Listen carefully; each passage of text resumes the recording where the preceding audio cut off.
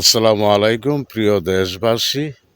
বাংলাদেশ জাতীয়তাবাদী দল বিএনপি দানের শীষ প্রতীক।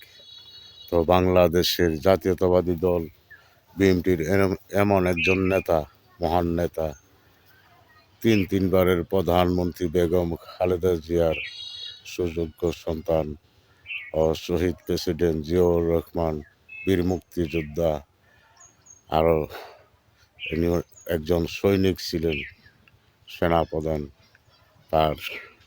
তাদের সন্তান দুইজন, বাবা মা দুজনেই এই রাষ্ট্রের, বাংলাদেশের প্রধান ছিল। তার সন্তান, সে কেমন করে রাষ্ট্র চালাইতে হবে সেটা তার অভিজ্ঞতা আছে। তাই এসব নেতা রাষ্ট্রের প্রধান হইলে এই রাষ্ট্রের উন্নত হওয়ার সম্ভাবনা আছে। তাই সকল বাংলাদেশি দল বল নির্বিশেষে, হিন্দু মুসলিম বৌদ্ধ খ্রিস্টান সকল মানুষ মিলেমিশে বিএনপির যত এমপি পদে যারা দাঁড়াইবে আগামী সামনে 2026 সালের নির্বাচনে, সবাই যদি তাদেরকে জয়যুক্ত করি, তখন আমরা পাবো মহান নেতা, আমাদের বিএনপির ভারপ্রাপ্ত চেয়ারম্যান জনাব তারেক রহমানকে। তো তারেক রহমান প্রধান হইলে দেশের উন্নত হওয়ার সম্ভাবনা আছে নিশ্চয়ই।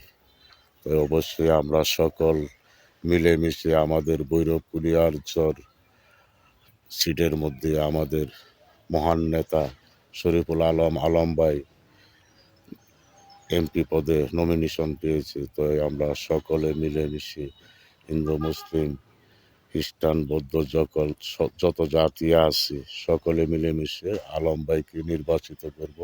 এমনি করে সারা বাংলাদেশের সকল সিট থেকে বাংলাদেশের জনগণ আপনারা বিএনপির, বাংলাদেশ জাতীয়তাবাদী দল বিএনপির মনোনীত প্রার্থীকে আপনারা ভোট দিয়ে জয়যুক্ত করবেন। তাহলে আমরা বাংলাদেশে একজন মহান নেতা পাব। সবাইকে সালাম, আসসালামু আলাইকুম।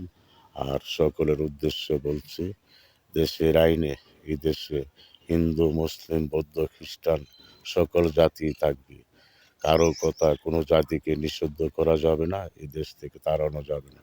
সবাই এই দেশের নাগরিক। তো আমরা কথা বলবো, ইসলামের দোহাই দিয়া কারো কাছে ভোট চাইব না। আপনার হেডাম আছে, আপনার নিজের যোগ্যতায় গিয়ে ভোট চাইবেন। নিজের যোগ্যতায় ভোট পেয়ে এমপি হবেন, তাহলে দেশের জনগণ আপনাদেরকে বাহবা দিবে।